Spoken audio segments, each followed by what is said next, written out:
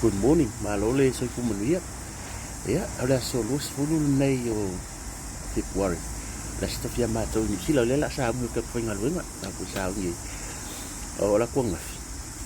O la ku la ke o la fela o kale fa ka mela lunch le metono na ku la le try food.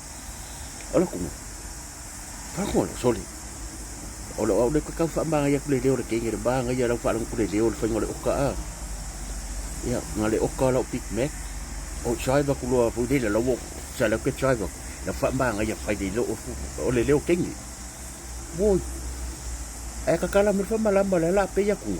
So, wa fai apa or ka kang ba pasenga ya sala o sia uso. Sama pasenga ya sala. Sama pasenga ya sala i samo. A le wo ke ro fa ma nga ya. O fa vui. Wa mai. Mai ya. Le fo ya fai fai ya kwa isia me fa ngari ka. Aku yang ngi ya so. O ngi wa mau la ka fa ma nga ya ku so le ku so o le so bo. Ya mau ya ki ke fa yo te ngai ma si ta tinu ne ya so.